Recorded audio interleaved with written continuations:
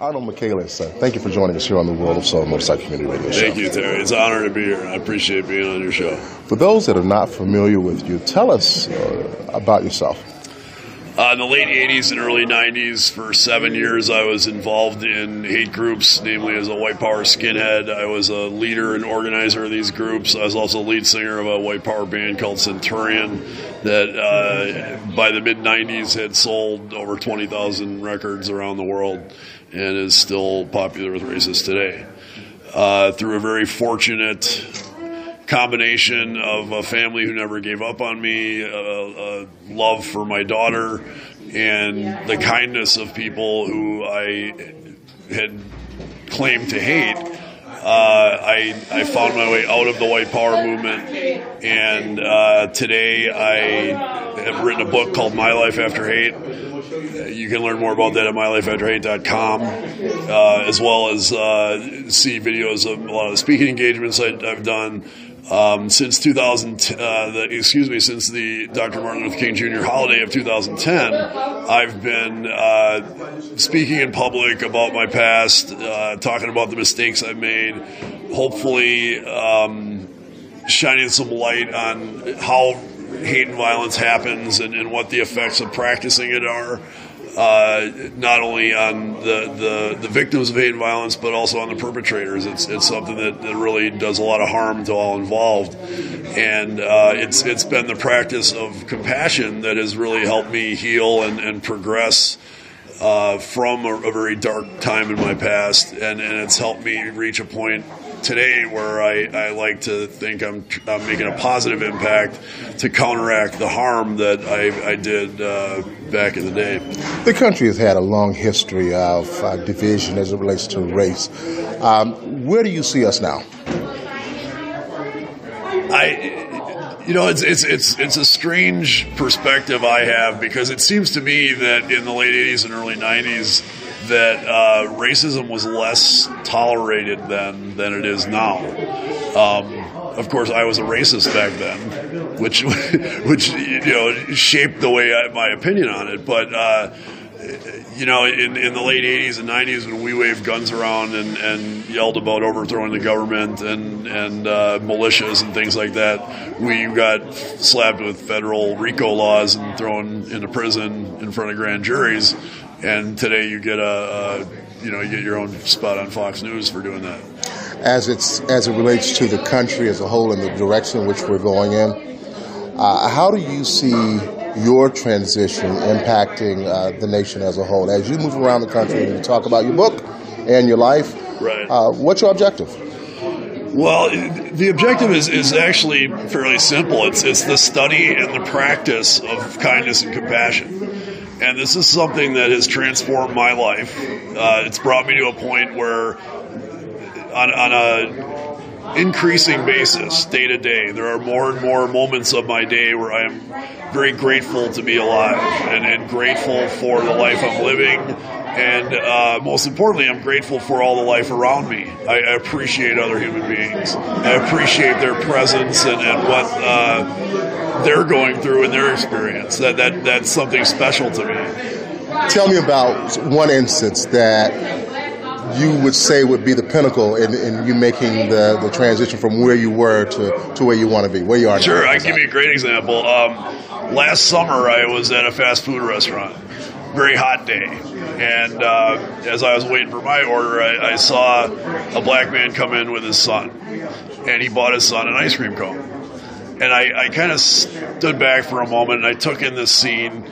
And I could really sense this man's joy of fatherhood. And the joy he was feeling to be with his son, to be able to buy him an ice cream cone. And I could sense the joy this kid was experiencing, to be out with his dad who loved him, to get an ice cream cone on a hot summer's day. And I experienced this joy myself. I was grateful for their presence. I was grateful that by chance I happened to witness this happening.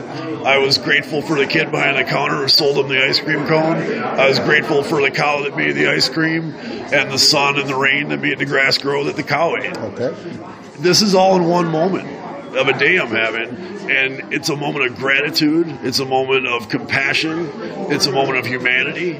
That's something that's been empowered by a practice of kindness and compassion. Conversely, 20 years ago, if I would have noticed the same scene, I probably would have thought, that guy's buying him an ice cream cone with my money, and that kid's going to come and break in my car someday. That's the difference between practicing hate and violence and practicing kindness and compassion. It affects the lens with which we resolve reality. So in essence, it changes the reality that we live in. And that's how my reality has been changed by it. I'm very happy to say. So you've got so much going on, and I think there's like 101 questions I probably could ask you. Sure. We've got a short amount of time. But My Life After Hate, the book that you've written. Right. How long did it take you to write the book, and what made you want to put pen to paper? Well, the book was actually a defense mechanism. Before I started writing and before I started speaking publicly about my past, it was consuming me.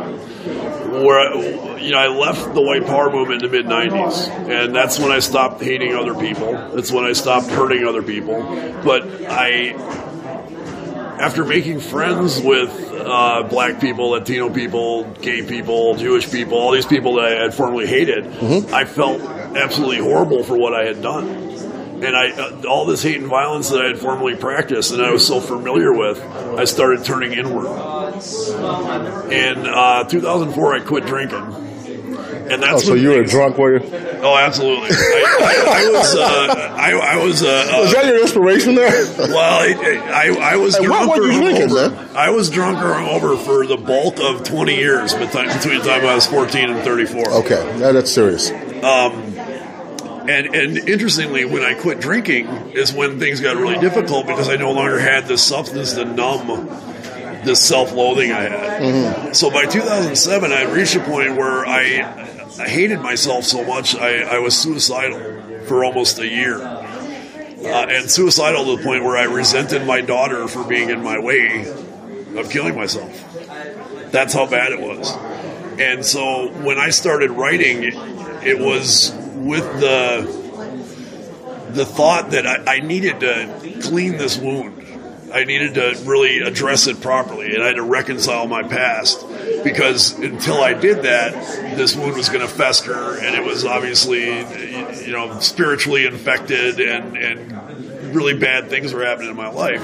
I had to rip this wound open, get in there, and really examine it with openness and with honesty, and I found that, and that was an incredibly difficult process in itself, but once I got through it, and I found when I started engaging with other people and sharing openness and honesty with them, they returned that openness and returned the honesty, and compassion was cultivated between us.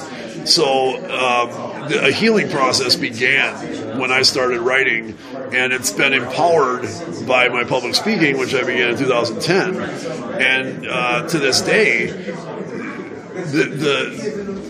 the act of listening to someone is a gift, and I'm so grateful to say that in my speaking engagements so far, I've had face-to-face contact with over 7,000 people who have all given me the gift of listening to my story. Has there been any opposition to your appeal, opposite of what you've previously represented? Opposition from the old family. Well, yeah, my old friends aren't a big fan of mine. But what's interesting is that people that I knew personally back then, even the ones that are still involved, I've had contact from them via email where they said, I don't really like what you're doing, but I'm glad to see you're okay. And you were the leader of this group, is that right? I was a leader, absolutely. I organized a group in Milwaukee, and I was a founding member of what is today the largest organized racist skinhead group on earth. So I don't want to make it sound like I did it single-handedly, because it probably would have existed had I never. But I was there at the beginning, and I was involved in organizing it, and I was a central figure. Like I said, there's 1,001 questions I probably could ask you, but we're about out of time. Arno, I want to thank you so much for joining us this evening here in Roseland, the south side of Chicago, surrounded by a bunch of African Americans, and you're among family, man. I appreciate you for that, making your presence here and sharing your position and your passion. Thank you so much, Jerry. It's an honor to be here, and we're all human beings, and ultimately we all came from Africa about 200,000 years ago. So that's how anthropology works. Hey, there it is. We're the same family. There it is. Wow, listen to that. Hey, Arno Michaelis, check it out, folks. Go to his website. Once again, tell us your website address. It's at mylifeafterhate.com. And grab the book, My Life After Hate. Thanks again. Thank you, Jerry. World of Soul.